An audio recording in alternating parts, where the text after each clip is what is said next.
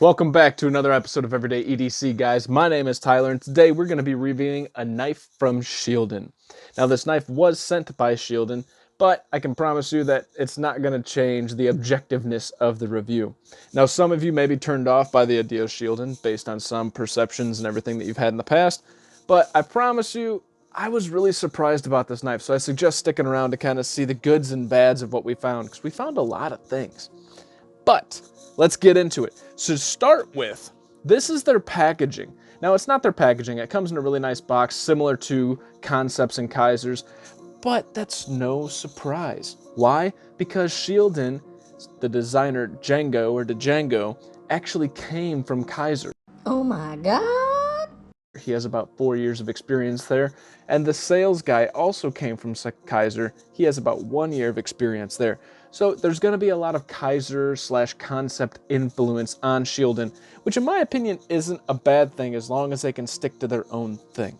Now, this, knives come in little pouches, the little tacos and whatnot. This actually comes with a pouch that you can clip onto your belt and carry with you. I've heard Shieldon actually say that a lot of reviewers are saying that they don't need this pouch. Well, I can also tell you that I don't need the taco from Civivi. I don't need the tacos from anybody else. But they're kind of nice to have your knife in, right? And the fact that this taco can go on your belt, for the knife enthusiast that uses pocket clips, it means nothing. But for my maintenance guys at work that I talk to about, it means a lot. They would rather have it in the pouch. So it's an old school versus new school mentality. I think it's a great idea. Let's get on with the knife.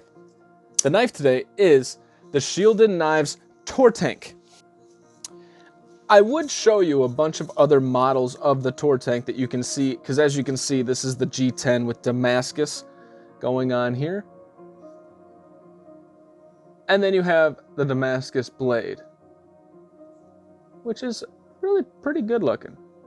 Got some thumb studs, a flipper tab, some nice scalloping to access the liner going on here. We do have the lanyard hole right there, and then a recessed pocket clip with recessed screws. We're going to talk about all that, but to the idea of sending you guys more, this is the only model they have of the Tortank that I could find. So take that for what you will. I told them if you're going to make a Damascus G10 carbon fiber, you need to make a base model, right? But that's neither here nor there. Let's get into it. So first and foremost, this G10 with carbon fiber actually looks really good, and it feels pretty good too. It's contoured, as you can see, a little bit of rounding going on there, and the edges are all chamfered down really nicely, again with some scalloping, and then this is recessed even more so that you can access that liner lock. So very, very well done there. The liners, these are stainless steel. We have some jimping going on here and some jimping for some traction, which actually land in a really good spot to where your hand rests. So that's a cool thing. And then we have some more jimping going on back here. The liners themselves, yeah, let's see here. They do have, maybe you can see it better from this side. There you go. They do have some little holes cut out for weight relief. They're not doing too much weight relief, so this does still feel like a stout knife. In hand, it does feel relatively sturdy, and the construction does feel pretty good in hand. I talk about that solidity in hand feel, and this kind of does give off that vibe. The liner being very easy to access. This is on ball bearings. You do have a flipper tab, which is tuned pretty damn nice. You can push button it or flip it, and it works just fine. You can also thumb flick it or reverse flick it. All of that works very, very well. I have no problem with the action. I think the action is actually really good. It's up there with the best for under $100. This Damascus blade looks very, very good for the price, right? We're talking the $100 Damascus. Yeah, I mean, I have no problem with it necessarily. And then going on right here, you could tell that it's a sandwich construction, right? So a Sanmai construction, which they didn't necessarily tell me about right away, and I'll talk about that later as far as some of the good, the bad, the ugly experiences, right? But this is what you're getting. Now, this knife does come in at about $95. I'm going to post the specs on the screen right after I show this. So I'm going to post the specs on the screen right here. Now, what you're gonna see is that they have an MSRP of $130. Hold on, I told you guys to wait, right? There's good, bad, and ugly in this thing. And the $130 mark, I gagged. I was like, excuse me, excuse you. And so we had an email back and forth, and he was trying to defend the price. But the reality is that's the suggested retail price, but they have a MAP price, which basically stands for the lower limit of what retailers can charge. What I have seen, and what you guys can see down in the description, as part of the agreement between Shieldon and myself, whenever I show these knives, I will give you guys a link in my description for their Amazon page where you can purchase this. That being said, I saw it for $10 cheaper on White Mountain Knives, and if you use my promo code, which I'll pop up, EEDC, you can get 10% off of 85 bucks, taking it down to approximately a $78 knife. Now at the $78 to $85 mark, I think this thing is a pretty good deal. But before we get into that, let's show you guys some size comparisons of relevant knives that you may be interested in the same territory, the same price range, right? First, we're gonna do our typical Rat Model 1, Rat Model 2, much cheaper, but these are standard knives that everybody knows the sizes of at least one of these, so you can get a generic size comparison, and that's the whole point of size comparisons, right? To see what these things look like. As you can see, this is probably about the same size as the Rat Model 1, if not a little bit bigger. Now let's get into some of its competition. First, we have your Civivi Relic.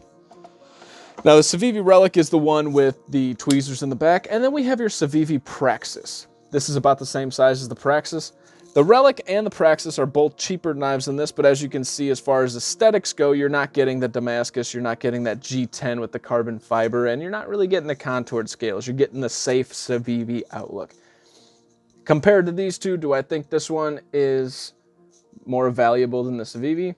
No, but I do believe at the Civivi's at the $60 range, you're kind of getting a little bit more for your dollars. But we're not talking about what's inside yet, right? I'm just talking about aesthetics. But at the $70 to $80 range, I think you're getting a little bit more from Shieldon than you would from Civivi. So that's a good thing on that price point, as long as they're not selling it at that freaking MSRP price, right? Here is your CJRB Scoria, which is another knife that's coming in around 70 bucks. Very well done. Possible candidate for best knife of the year, right? I mean, this thing is just insane. So yeah, I mean, you're batting heavy with that, but you're kind of hitting a lot of the same things the Scoria does as well. And then here is your Kershaw Bare Knuckle, a forever staple at the $70 to $100 price point, depending on if you go with 20CV or 14C28. Either or is fantastic, so you are competing with these two knives. The Scoria does kind of remind me a little bit more of the Tortank, with the exception that, you know, it's the blade shape's different and the Tortank's a little bit thicker. Another knife that this is going to have to contend with is the QSP Penguin, which, good freaking luck, right? I'm just going to say that right now. And then you're going to have to contend with the Kaiser Sheepdog 154 CM and the Micarta Scales.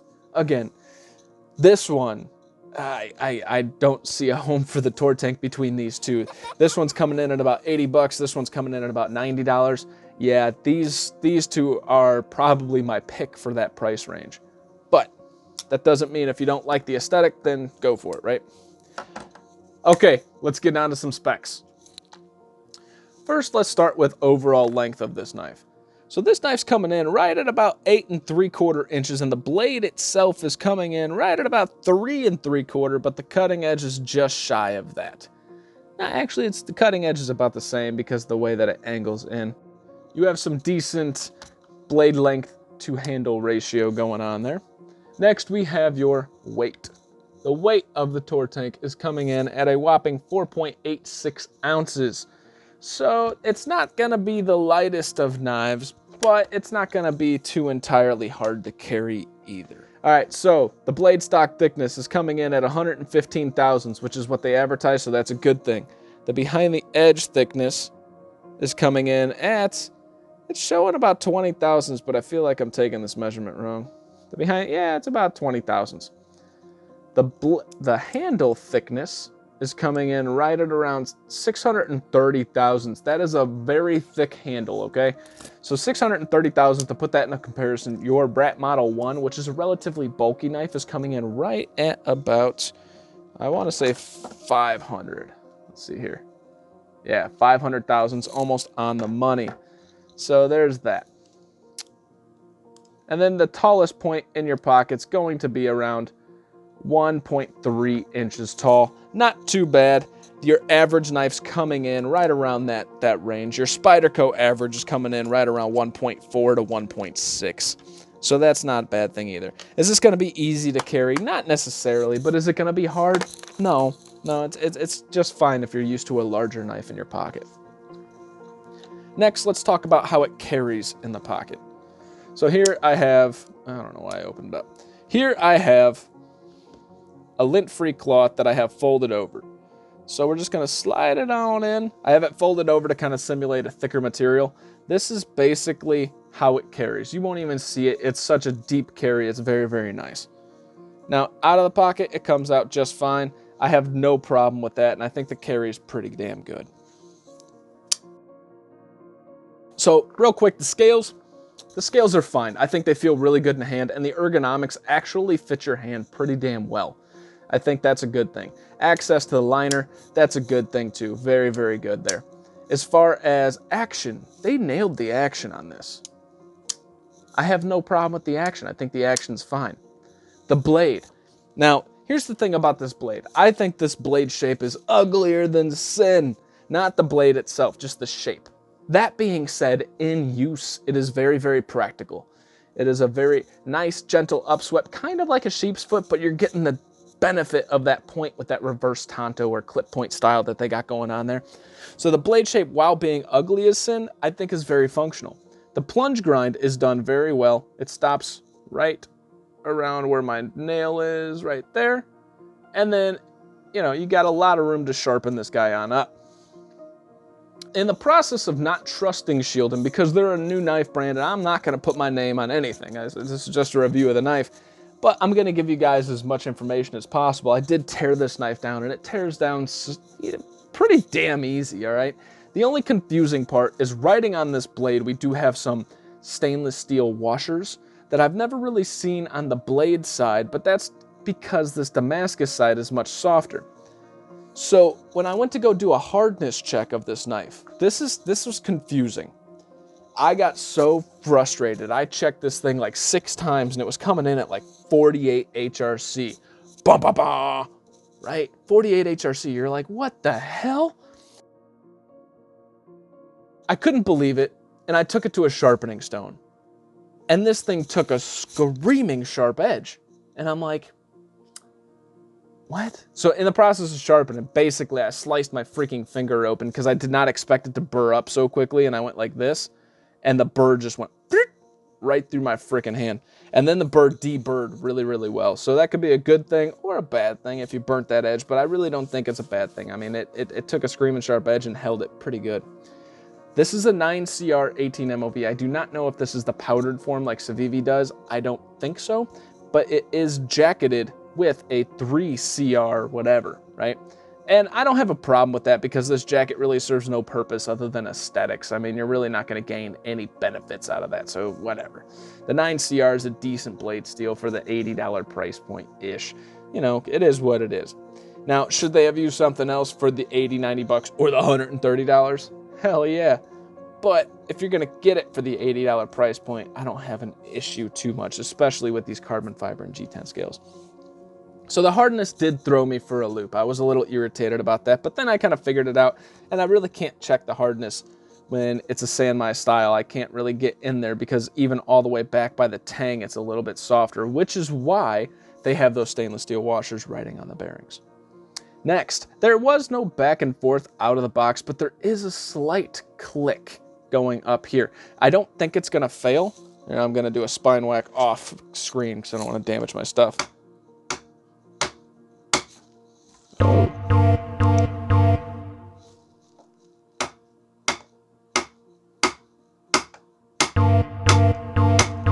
Okay, so You guys heard that, and I had it fail twice out of like 15 whacks. Now, I wasn't whacking it in Ayo. I wasn't whacking it too hard, but I wasn't doing it too soft either.